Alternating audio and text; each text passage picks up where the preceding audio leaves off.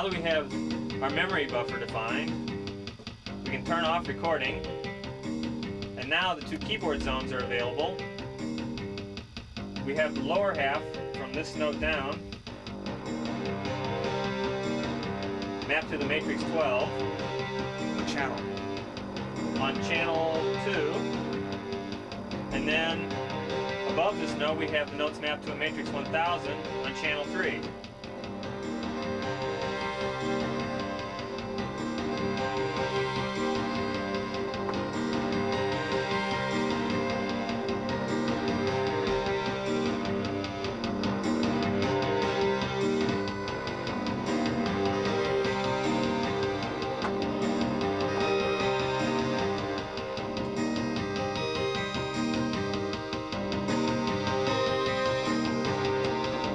Can you go back into record? Sure, to go back into record, just take your hands off the keys and hit the button, and you're ready to record a new memory pattern.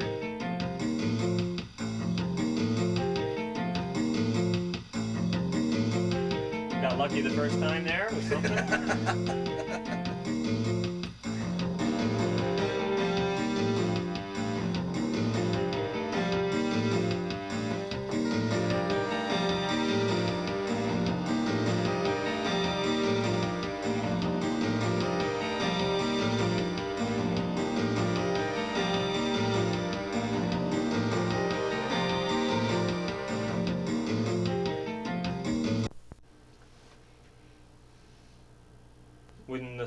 When the cyclone is off, indicated by the clone button off, you can hear that the zone routing is still in effect.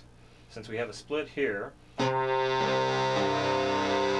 these notes are going to a matrix 12, or routed back to this matrix 12, while the notes above that are routed to the matrix 1000. So you can use it as a simple keyboard split without having to create any extra notes.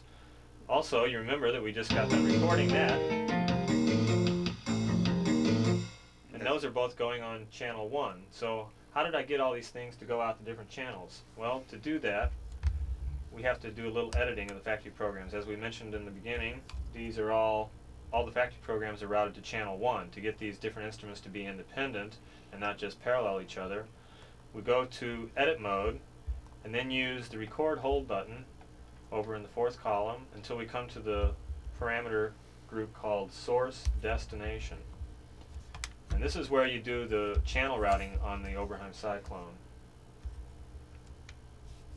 The parameters that are in this list all can have to do with where the zones are and what their channels are. And the first 3 parameters are the destination of the record buffer, of the lower split or zone 1, and of the upper split or zone 2. In this case, the record buffer is on the basic channel, which is 1. So the output of the record buffer is going to channel 1, which is where we have the DX and the DPX. How do we change that? To change it, you simply use the arrow keys as with any other edit until you get to the channel you like. Your choices are basic channel and 1 through 16, or off. If you turn it off, that source is disabled, and effectively is another way of taking it out of the mix.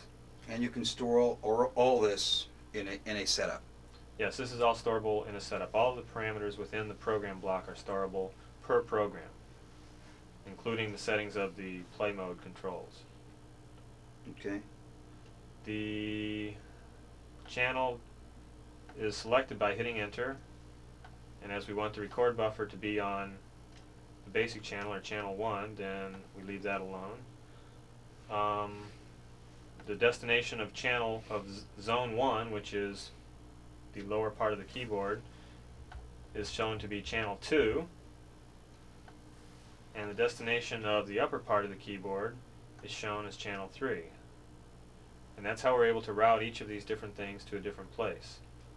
The remainder of the parameters in this group are for setting up the zones themselves, namely the L1 and H1 are the low and high limits of the input zone 1, while L2 and H2 are the limits for the upper region. And as they're totally independent of each other, you could actually overlap them or put them with holes in between them. It's not limited to a simple split.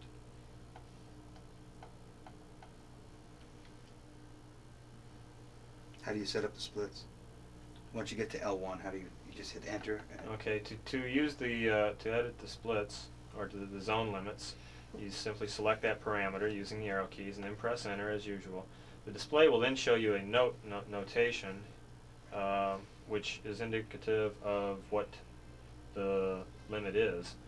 We use this notation to indicate C minus minus, 2 octaves below 0.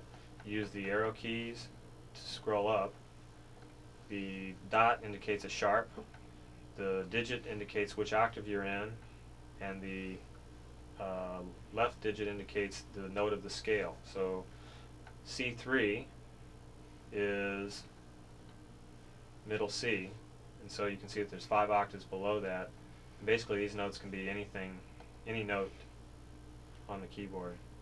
full To do a quick edit, 127 notes. yes, all 127 MIDI notes are available through G8.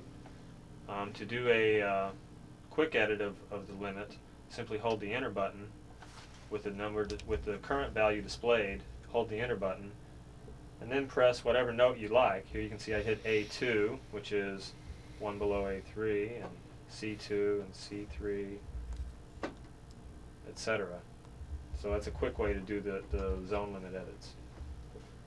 We'll put this back down at a low limit so that we have all of those still available. Same for the upper limits, and same for the other zone. You can put the upper and lower limits anywhere on the keyboard.